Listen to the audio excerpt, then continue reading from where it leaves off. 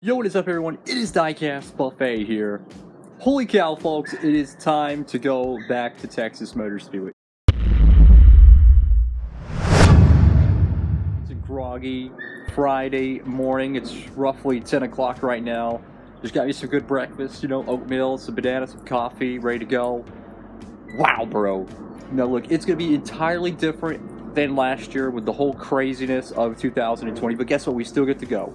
We don't get to see the Xfinity race, but we can still go, as an airplane flies over, go see some Truck Series racing, my first ever Truck Series event, and we get to see some Cup racing as well. So, of course, I'm outside. The lighting is not as greatest out here.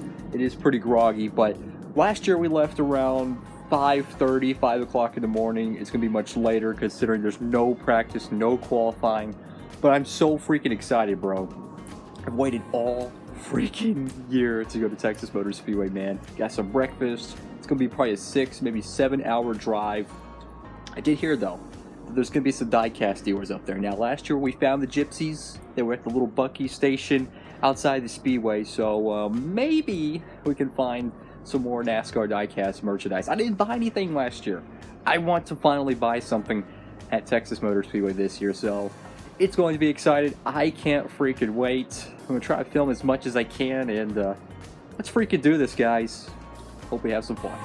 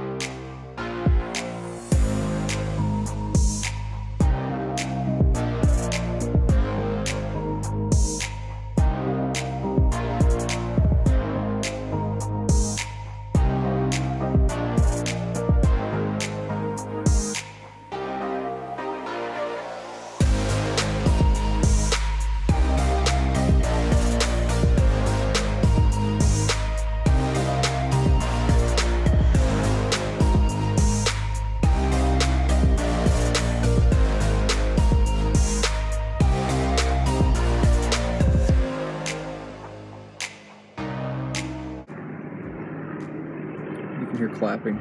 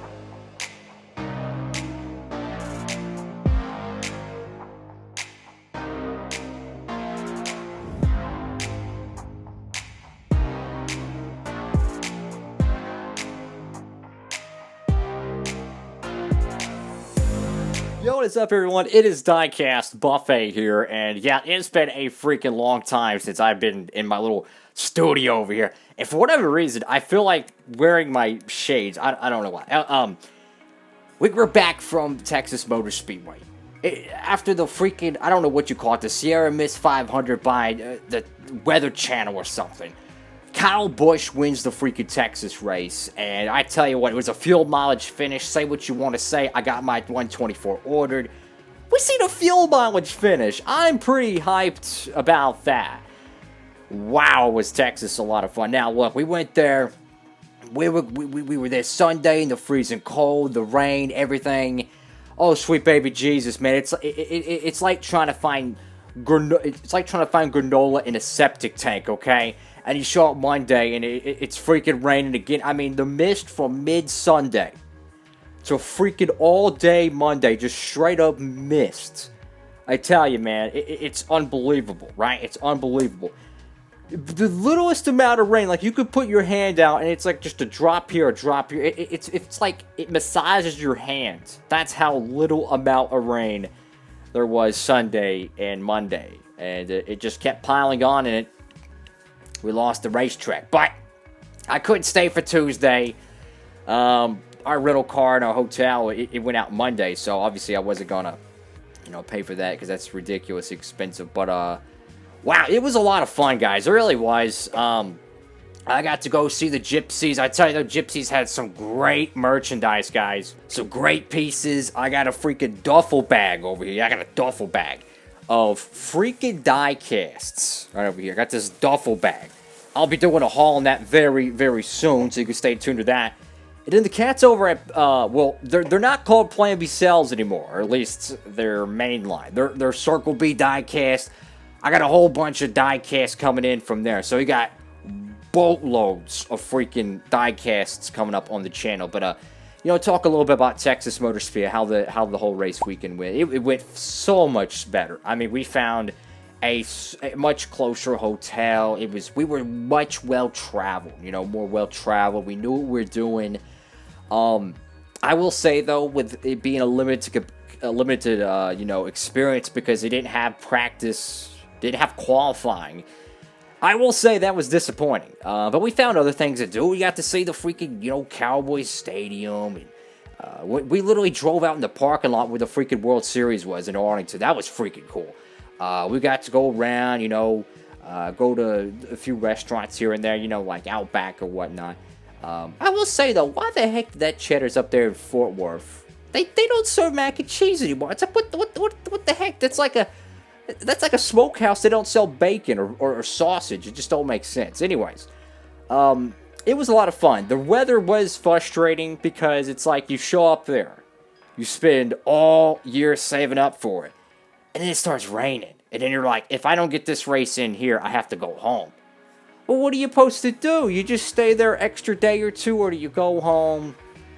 It was definitely tough, but at the end of the day, I'm very grateful we were able to go, because I know a lot of people, even my buddy, Race Day 2011, he wasn't able to go to the Indy 500. That cat loves that race. That is his one event every year he is planning and saving every day for. They didn't let him go because of the stupid, whatever, the regulations. Oh, we can't have fans there. It's ridiculous. So, very fortunate to be living in Texas. And luckily, we were able to have a fun event. I got to see like 54 laps of the Texas Cup race. We got to see the truck race, too. And I got a little bit of beef about this. So, the Xfinity race aired on Saturday. The weather was pretty good. I actually watched it from the hotel. Yeah, imagine being in the town, literally a hopscotch away from the Speedway. Literally like 13 miles. And literally, you're watching the race from a hotel because a bunch of schmucks said you can't attend the race, okay? Yeah, you got a truck race at the crack of dawn the next morning. It's so foggy and overcast, you're lucky to get that race in. There was like 2 drops of sprinkles while I was sitting out in the grandstands because we sit on the exit of turn 4. I tell you what, literally, that truck race was a barn burner, right? Why couldn't they run that truck race? Give everyone a 48-hour notice. Say, look, we're going to have to... I know they said Sunday the weather was going to be fine. Why don't they say, look, Sunday, we're going to move the truck race up to Saturday. Give them a 48-hour notice. And then push the cup race 2 hours earlier. Now, this is another thing that chaps my behind it. They spent like 30 minutes to an hour of some stupid trackside pre-race show. Literally, it's just a bunch of people from TMS just standing on this little stage thing they put behind the catch fence, and they're just talking or whatever, promoting some BS. They took all that time doing that when they could have had cars on track, right?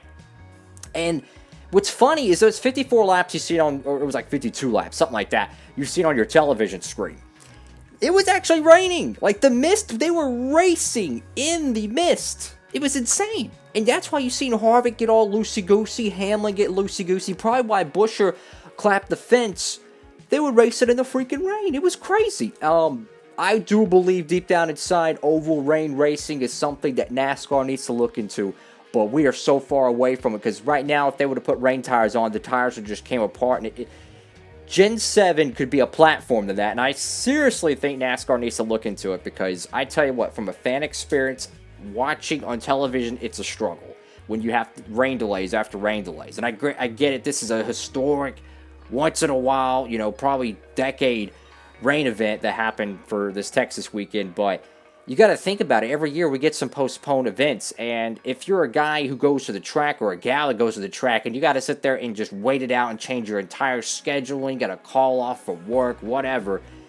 If we just have oval freaking rain racing, and I say do this, bring the biggest freaking splitter and the biggest freaking spoiler, pack as much God-given downforce on that race car, and put the rain tires on there. We could do something with this Gen 7 car to legitimately make rain racing possible. Sure, they're going to have to go slower, but at this point, let's take 3 or 4 years to legitimately test this and build this up. They said the same crap about the Hans devices. They said the same thing about safer barriers. It'll never work. It's dangerous. It's a wasted money. It's the world standard of motorsports. That's what I'm trying to say. It's a ridiculous challenge, but I think they could definitely do something about it. Either way, extremely blessed and grateful to be able to go. It was an amazing freaking time, man. Just to get away and go see some racing. And you know, it was disappointing to not see Johnson finish that race. Having to leave early, you know, that was my last time I'm ever going to see Boyer or Jimmy Johnson race, man. Like that, I feel that, you know. I feel that in my heart, you know. It was definitely emotional. Leaving the Speedway, knowing that you're leaving all those drivers there and you're going home. And it's a 6-hour drive, man. Holy moly, it's definitely a trip getting home. But I will say it was a great experience. Texas Motor Speedway worked extensively to get that track drive, which I very much appreciate. And I think the one cat's in the barn to blame here is really the NBC, whatever. They've been pushing later start times very recently. Like, they have been, like, harping really bad on it. Remember when they cut off that Chase Elliott victory lane celebration or whatever for, like, some E-News program at 5 o'clock, you know? NASCAR fans want to see that stuff, and they cut it off early. That's not what NASCAR did 10 years ago. So, I think definitely there's some blame to put there for the TV channels, because cutting off the programs early is not going to help fans, and pushing these race starts so late, knowing there's freaking weather. Like, I've always said this, said it for years now. Give the fans a 24 or 48 hour notice. When you buy a ticket, you got to put an email in or whatever. Send every fan that has a ticket an email, and if they have it set, a text notification saying, we're moving this event and this event to this day and this day. It can only be moved to Friday or Sunday within that, and they'll plan accordingly. Give them a 24 to 48 hour notice, because I think more fans would agree that, hey, we want to show up and see a race. We don't mind having to get up a couple hours earlier or go a little bit later, instead of having to wait a day or two to watch a freaking race or have to sit through a rain delay. I can't tell you how little fans were there Sunday night, because everyone went home. We were the one schmucks still standing there. There was maybe a couple hundred people, not much. I mean, they just kept leaving. And we stayed Sunday night until they called it. We stayed Monday until they called it. And when they called it on Monday, I knew that it was time to go. So, you know, it is what it is. But I had a great time. I really did. very appreciative, and I definitely want to go back next year. I'm so hyped they're going to have the fall race next year. I thought they were going to do away with the fall race because they have the All-Star joint and the Coda coming in. I thought they were going to throw in the Shredder. No, they're still going to have that, and I'm very, very hyped for that. So that's going to be cool. That's going to be something to look forward to. I am going to get the Kyle Busch 124, even though I've only seen like 52 laps of that thing on track. It's a beautiful race car, I might say. But yeah, absolutely. Gonna check that one out. I plan on doing a Sheldon Creed 164 win. Now, I do think, I don't know why, but I do think that Kyle Busch Texas win could get made next year in Authentic. So I might wait a little bit on making that custom, okay? I still gotta make the Kevin Harvick 2019 Fall Texas race win custom in the 164 scale. But I do think the Kyle Busch one could get made because it was his only win this year, most likely, and there was such a drought.